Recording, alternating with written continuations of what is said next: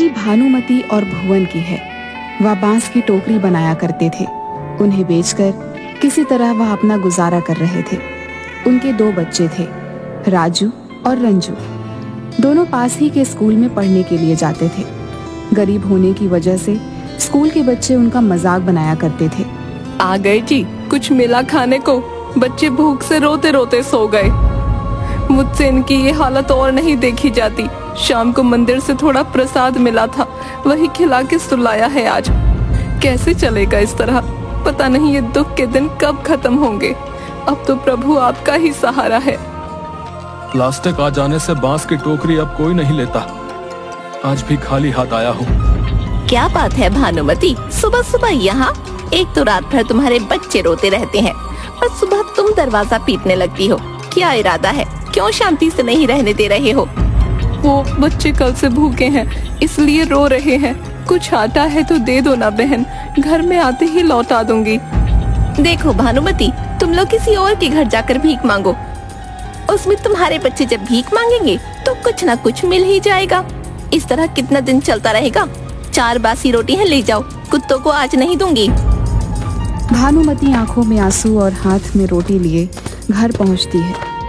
बच्चों को रोटी में नमक लगाकर खिलाकर उन्हें स्कूल भेज देती है। ए राजू, जूते नहीं है क्या? पापा से बोलकर बांस के जूते बनवा लिया कर, यूनिक रहेगा। अच्छा, इसके पापा आर्टिस्ट हैं क्या? तुझे नहीं पता?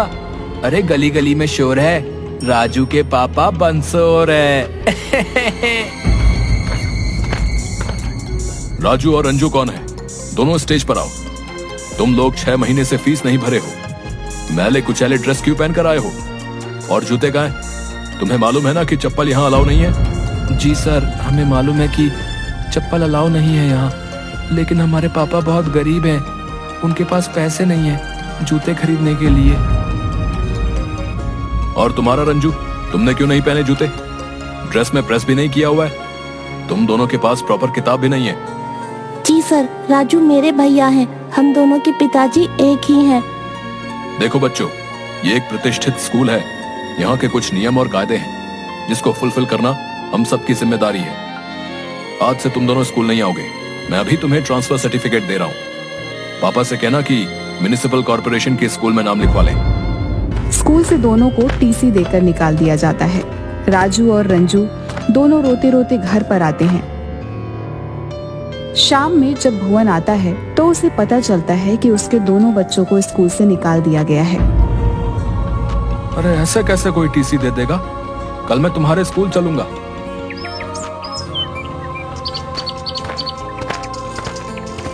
नमस्ते सर। हाँ बोलिए। सर, मैं राजू और रंजू का पिताजी हूँ।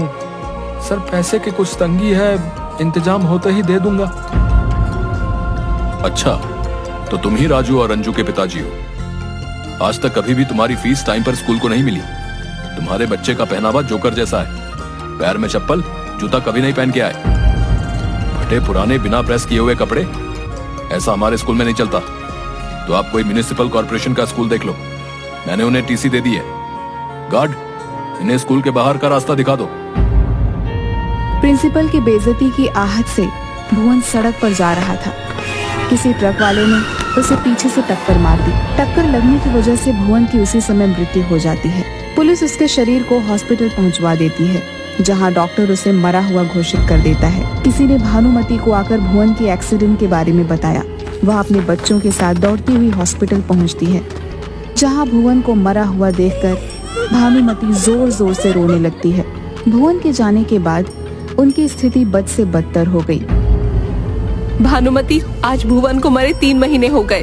अब तो हम तुम्हें नहीं रख सकते। कुछ दिन की और मोहलत दे दीजिए। क्या होगा? रोज तुम्हारे यहाँ उधारी वाले गाली गलौज करते हैं। तुम आज किराया दो, नहीं तो घर खाली करो।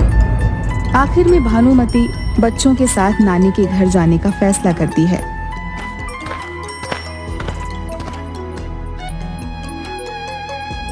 नानी का इतना बड़ा घर है, लगता है कभी हवेली रही होगी। क्या हमारे नाना जी इतना अमीर थे? हाँ बेटा, लेकिन तेरे नाना जी के पिताजी और तेरे नाना कुछ काम नहीं कर सके और बेच बेच कर जिंदगी चलाई। दोनों के जाने के बाद नानी यहाँ रहती थी, लेकिन उनकी मृत्यु के बाद तो अब ये सिर्फ खंडहर हवेली ही हमारे पास है। दिवाली आ रही है, इस बार हम नाना जी की इस हवेली को साफ सफाई कर दीप जलाएंगे। ठीक है बेटा, इतनी बड़ी हवेली को साफ करने में 1 सप्ताह से कम समय नहीं लगेगा। ठीक है माँ, मैं आज से ही काम शुरू कर देता हूँ। राजू को साफ करते करते तीसरे दिन हवेली में एक कमरा मिलता है जिसमें ताला लगा हुआ था। राजू आकर अपनी माँ से पूछता है, माँ, वो बंद कमरा जो पीछे है, उसकी चाबी कहाँ है? पता नहीं बेटा, वो कमरा मैंने आज तक खुलते हुए नहीं देखा। उनके बाद इस कमरे को किसी ने नहीं खोला है। तेरी नानी ही रखती थी चाबी। राजू और रंजू दोनों मिलकर उस कमरे के ऊपर के जालों को साफ कर रहे थे। तभी नानी रंजू को ऊपर से फिसलवा देती है। रंजू दरवाजे के चौखट में लगे हिरन का सींग पकड़ते हुए नीचे गिर गई। तभी दरवाजा गड़गड़ाहट के साथ खुलने लगा। रंजू, तुम ठीक तो हो ना? हाँ भैया, मैं बिल्कुल ठीक हूँ। अरे, ये दरवाजा तो अपने आप खुल रहा है। अरे हाँ, सही कहा तूने। आओ चलकर अंदर देखते हैं। रंजू, तुम दौड़कर टॉर्च ले आओ, अंदर बहुत अंधेरा है। ठीक है भैया, मैं अभी लाई।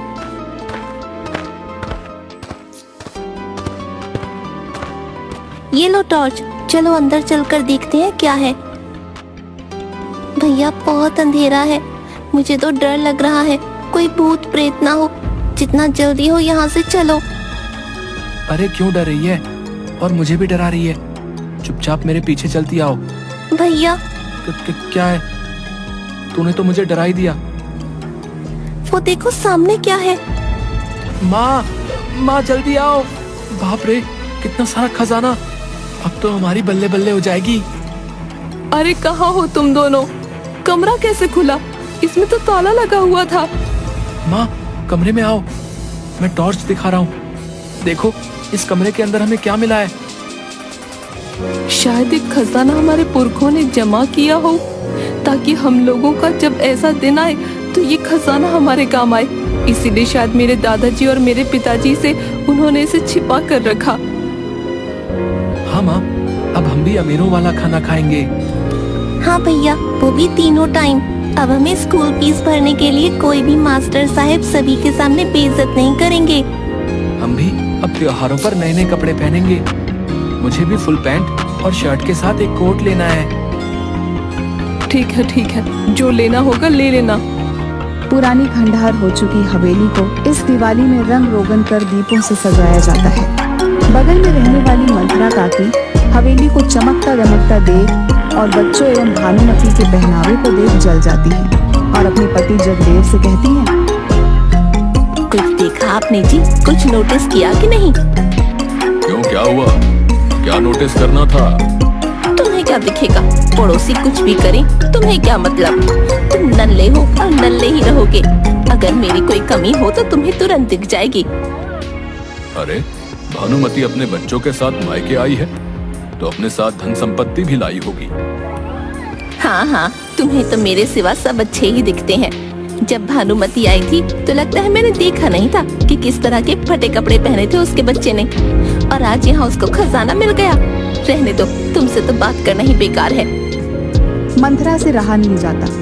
वह अपने भाई जगदीश उर्फ जग्गा को सारी बात बता देती है।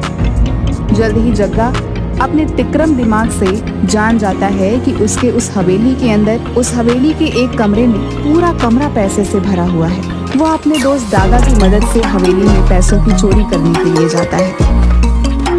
ये जग्गा क्यों यहाँ आया था? क्यों, साला है आपका? यहाँ आ नहीं सकता क्या? चोर डकैत किसी के सगे नहीं होते, समझी? मैं नहीं चाहता कि यहाँ आकर भी चोरी डकैती करे। भाई जग्गा, पक्का पता है ना कि इस घर में पैसों से भरा कमरा है? वो क्या है ना कि ये खंडहर हवेली से मेरे को डर लगता है। बोले तो मुझे भूत प्रेत से बहुत डर लगता है। अबे घोंचू, हैं? तू चोरी करता है लेकिन तुझे पुलिस से डर नहीं लगता, और जो दिखता नहीं उस भूत प्रेत से डर लगता है। देख जग्गा भाई, एक तो रात, ऊपर से खंडहर हवेली, डर तो दिल में बनता ही है ना मेरे भाई। एक काम कर, प्लान चेंज कर, कल दिन में आकर अपन चोरी करेगा। अबे घोंचू, हैं? दिन में सभी जागे होंगे, तू चोरी का प्लान बना रहा है या पिटवाने का? ठीक है भाई, अब ऐसा कर, तू आगे चल, मैं तेरे पीछे पीछे चलूंगा। मेरे को अभी भी डर लग रहा है। सुना है इस खंडहर हवेली में रात में भानुमति की माँ भूतनी बन के घूमती है। हाँ। दोनों धीरे धीरे आगे की ओर बढ़ रहे थे। तभी डागा का शर्ट पीछे से एक कील में फंस जाता है। डागा को लगता है कि उसे भूतनी ने पकड़ लिया है। जग्गा, मेरे पीछे देख, पीछे पीछे कोई है जिसने हमें पकड़ लिया है। अबे डागा, तेरे पीछे कोई नहीं है। तू अपने मन से भूतनी का भ्रम निकाल दे और चुपचाप मेरे साथ चल। तू जलाल, तू आई बला को डाल तू। बाप रे, पकड़ लिया भाई, पकड़ लिया, बचाओ बचाओ।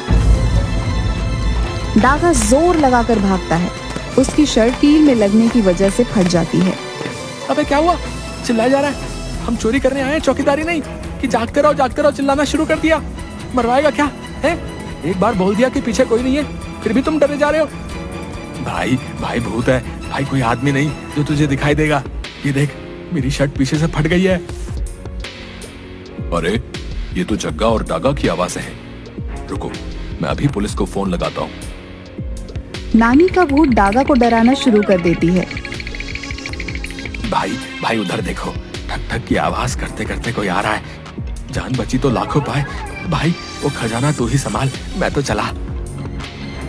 ए, कौन है वहाँ पर? चोर पकड़ो। भानुमति की जोर जोर से चिल्लाहट की आवाज सुन जग्गा और डागा दोनों सर पांव लेकर भागने लगते हैं। लेकिन जगदेव द्वारा बुलाए